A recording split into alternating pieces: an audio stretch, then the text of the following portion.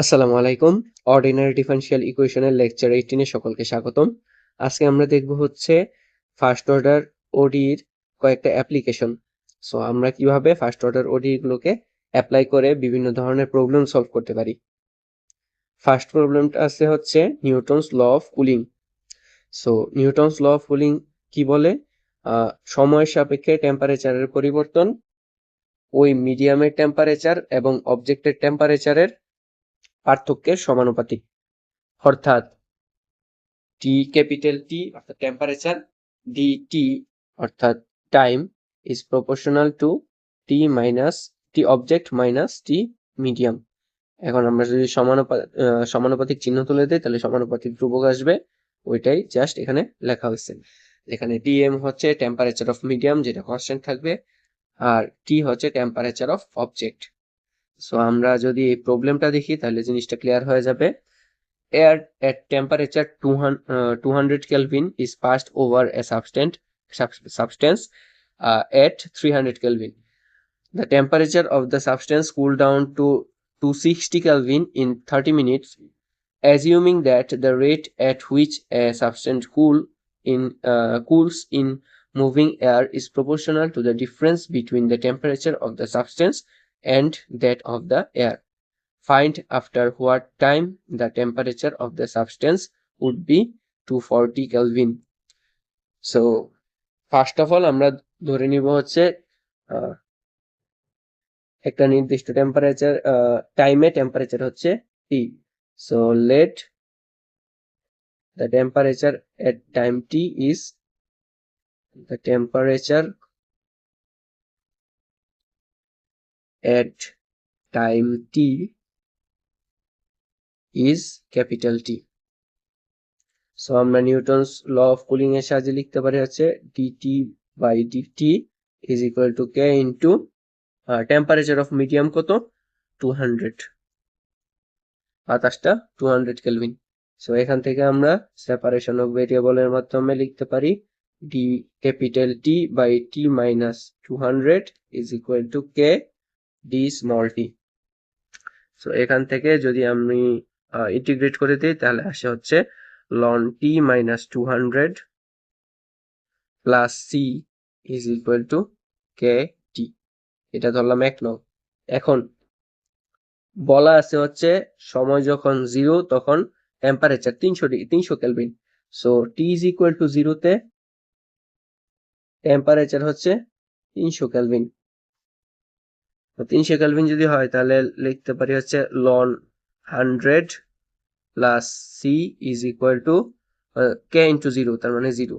সুতরাং c is equal to কত ln minus ln 100 minus ln 100। আচ্ছা, দেন বলা আছে 30 মিনিট করে হচ্ছে টেম্পারেচার নেমে 260 কেলভিনে চলে আসে। টি সমান সমান 30 হইলে টেম্পারেচার হয় হচ্ছে 260 কেলভিন। সো আমার আনসার কিন্তু মিনিটে আসবে, টাইম মিনিটে দিছি। সো এখানে আমার লাস্টে যে আনসারটা চাইছে তো ইয়াতে কতক্ষণে 240 নামবে, সো ওইটা কিন্তু মিনিটে আসবে। এখন 260 minus 200 minus ln 100 is equal to kt. টি কত 30, তাহলে কে এর মান আসতেছে কত 1/30 ln 60/100। সো এটা হচ্ছে 3/5। সুতরাং টেম্পারেচার 240 কেলভিন হবে। তো 240 কেলভিন হইতে হলে আমার এখানে আসবে হচ্ছে ln 240 minus 200 minus ln 100 is equal to 1/30 ln 3/5 into t. So t এর মান আসবে হচ্ছে উপরে থাকতেছে ln 40/100 আর নিচে হচ্ছে 1/30 ln বা ln 3/5। সো এটার মান আসতেছে কত? 53.8123। এটা আসতেছে আনসার। নেক্সটে আরেকটা প্রবলেম বলা আছে, the body of a murder victim was discovered at 11 p.m. The doctor took the temperature of the body, temperature of the body at 11:30 p.m., which was 94.6 degree Fahrenheit. He again took the temperature after 1 hour, which was 93.4 degree Fahrenheit, and noticed the temperature of the room was 70 degree Fahrenheit. Estimate the time of death. অর্থাৎ আমার victim কখন মারা গেছে ওই টাইমটা নির্ণয় করতে হবে। সো ওই টাইমটা যদি আমরা নির্ণয় করতে যাই, ফার্স্টে নিউটনস ল অফ কুলিং এর সাহায্যে, মানে মৃত ব্যক্তি তো মারা যাওয়ার পর আস্তে আস্তে ঠান্ডা হয়ে যায় শরীর, সো এটা নিউটনস ল অফ কুলিং এর সাহায্যেই সলভ করা যাবে। dt/dt is equal to k into t minus 70, যেহেতু রুমের টেম্পারেচার 70 ডিগ্রি ফারেনহাইট। সো এখন আমরা যদি এই সেপারেশন অফ ভেরিয়েবল করি, আসবে হচ্ছে dt by e minus 70 is equal to k dt। এখন উভয় পক্ষে ইন্টিগ্রেট করে দিলে আসতেছে ln t minus 70 is equal two plus c is equal to k t। আচ্ছা, t সমান 0 সেকেন্ডেরটা আমার বইলা দেওয়ার দরকার নাই, কারণ আমরা জানি কি একটা মানুষের নর্মাল টেম্পারেচার, হিউম্যান বডির নর্মাল টেম্পারেচার হচ্ছে 98.6 degree Fahrenheit. So T is equal to 0 সেকেন্ডে কত আসবে? টি ইজ ইকুয়াল টু 0 সেকেন্ডে টেম্পারেচার কত? 98.6 ডিগ্রি ফারেনহাইট। তাহলে আমি 98.6 আর টি ইকুয়াল টু 0 বসাইলে পাবো হচ্ছে ln 98.6 minus 70 plus c is equal to 0। C এর মান কত পাচ্ছি? Minus ln 28.6। এটা আমি একটা সি এর মান পাইলাম। এখন কে এর মানও দরকার। তাহলে এখানে বলছে হচ্ছে 11:30টায় পাইছে 94.6 ডিগ্রি ফারেনহাইট, আর 1 ঘন্টা পর অর্থাৎ 12:30টায় পাইছে 93.4 ডিগ্রি ফারেনহাইট। এখন কখন মারা গেছে ওইটা তো আর আমি জানি না। So T equal to 0 second তো আমি ধরে নিছি যে জীবিত থাকতে টেম্পারেচার এত থাকবে, এটাই স্বাভাবিক।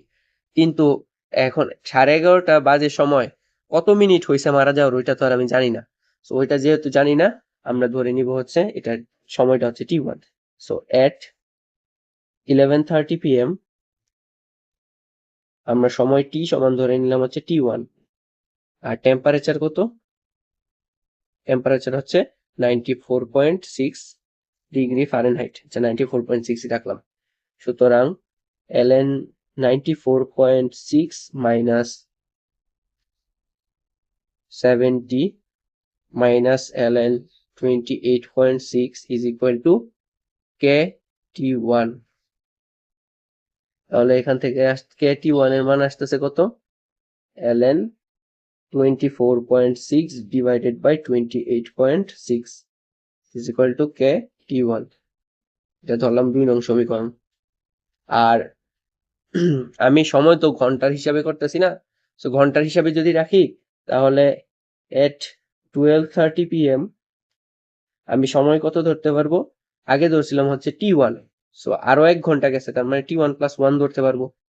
টেম্পারেচার হবে t is equal two 93.4। So 93.4 যদি হয় তাহলে এটা এবার লিখতে পারি ln 93.4 মাইনাস 70, তাহলে ডিরেক্ট লিখে ফেলি ln 23.4 minus ln 28.6 is equal to k into t1 plus 1। এটা আসতেছে, যদি এটা আসে তাহলে ডিরেক্ট লিখতে পারি kt1 plus k, কারণ kt1 এর মান জানি। kt1 এর মান যদি জানি তাহলে আমি k এর মান বের করতে পারি। k এর মান হবে তাহলে কি ln 30 23.4 by 28.6 minus ln 24.6 by 28.6, তাহলে কে এর মানটা আসতেছে হচ্ছে ln 39/41।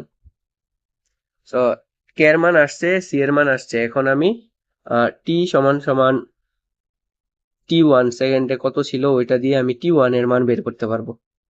তো t1 এর মান বের করলে এটা থেকে 11:30 থেকে ওই t1 এর মানটা বিয়োগ করলেই তো আমি একদম যে মারা গেছে যে সময়টা ওই সময়টা পাবো।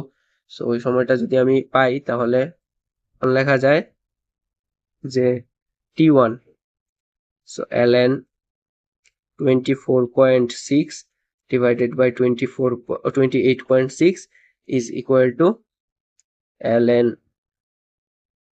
39/41 into t1।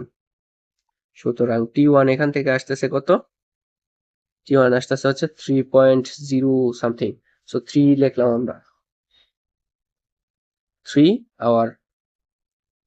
সো 3 আওয়ার্স যদি t1 হয় তাহলে মারা গেছে কত, সো এস্টিমেটেড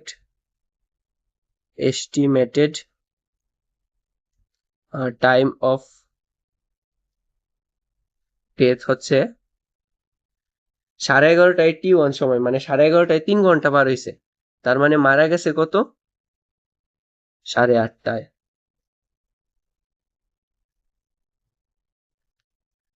8:30 PM এ ভিকটিমের ডেথ হয়েছে, এটাই answer.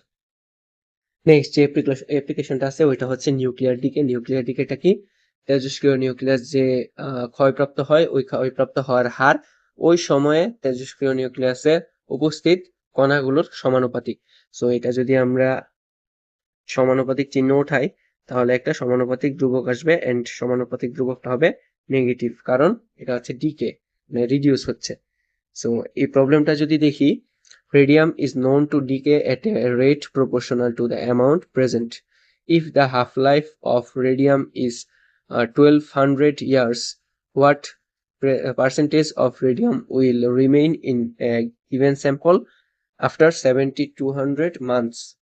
Also determine the number of years after which only 1/5 of the original amount of radium would remain. So প্রথমে আমরা লিখে নেব হচ্ছে dNdt is equal to minus kn। এখন যদি আমরা সেপারেশন অফ ভেরিয়েবল করি তাহলে dNdt মাইনাস, এদিকে চলে আসতেছে হচ্ছে n, আর এদিকে থাকতেছে মাইনাস kdt। উপর পাশে যদি ইন্টিগ্রেট করে দেই, ইন্টিগ্রেট করলে এদিকে আমি ধরে নিলাম হচ্ছে t0 সেকেন্ডে n নট পরিমাণ আছে, আর n সেকেন্ডে আছে হচ্ছে, আর t সেকেন্ডে আছে n পরিমাণ। সো এটা হবে হচ্ছে dn by l is equal to 0 থেকে t minus k dt। তাহলে আসতেছে কি, ln n by n naught is equal to minus at। এটা আমাদের পরিচিত সূত্রই, এসএসসি তো আমরা করছি। So n is equal to n naught e to the power minus a t। তাহলে বলা আছে হচ্ছে যখন মানে হাফ লাইফ দেওয়া আছে, হাফ লাইফ মানে কি, n is equal to half n naught কতক্ষণে, টি সমান যখন 1200 ইয়ার্স। তো 1200 ইয়ার্স হইলে আমরা এখানে কে এর মানটা বের করতে পারি, half n naught is equal to n naught e to the power minus কে কত জানি না, ইন্টু 1200। তাহলে n naught কাটা, আসতেছে হচ্ছে ln half is equal to minus K into 1200। সুতরাং কে আসতেছে কত, কে আসতেছে হচ্ছে মাইনাস, আচ্ছা মাইনাস না রেখে আমি 1/1200 ln 2, এটা আসতেছে হচ্ছে কে এর মান। তাহলে এখন আমি বলছি কি 7200 মাসে কতটুকু বাকি থাকে, 7200 টি সমান সমান 7200 মাস বলছে। সো এটাকে বছরে নিতে হবে, বছরে নিলে আসে কত, 600 বছর। 600 years. সুতরাং n is equal to n naught e to the power minus s 600 into 1 by 1200 ln 2. So এটা কাটা থাকতেছে হচ্ছে 2 minus half. So এটার মান হচ্ছে n is equal to 0.707 n naught, অর্থাৎ 70.71% অবশিষ্ট থাকবে, will remain.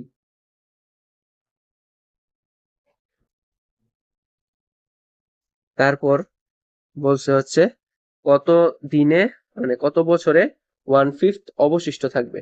So n naught by 5 is equal to n naught e to the power minus ln 2 by 1200 into t।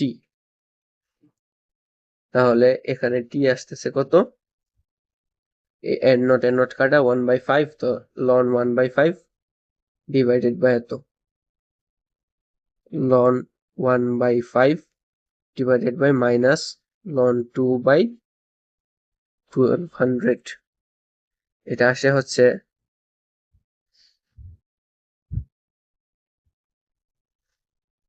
2786.3137 years. Next যে প্রবলেমটা দেওয়া আছে ওইটা হচ্ছে পপুলেশন গ্রোথ হচ্ছে ওই সময়ে উপস্থিত মানে পপুলেশন গ্রোথের যে হার ওইটা হচ্ছে ওই সময়ে উপস্থিত পপুলেশনের সাথে সমানুপাতিক যদি হয় তাহলে এটা তো বাড়তেছে। সো এটা আমরা লিখতে পারি dp dt is equal to kp লিখতে পারি। তাহলে এই প্রবলেমটা যদি সলভ করি, the number of bacteria in a yeast culture grows at a rate which is proportional to the number present, বলেই দিছে, এই লাইনটা বলে দিছে আর কি প্রশ্নে। If the population of a colony of yeast bacteria triples in 1 hour, find the number of bacteria which will be present at the end of 6 hours. So আমি লিখতে পারি হচ্ছে dpdt is equal to kp.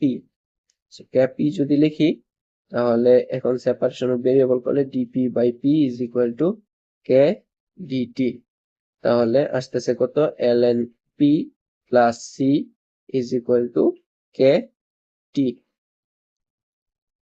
তো এটা যদি আসে এখন t সময়ে পপুলেশন কত, t সময়ে পপুলেশন ধরে নিলাম হচ্ছে p নট।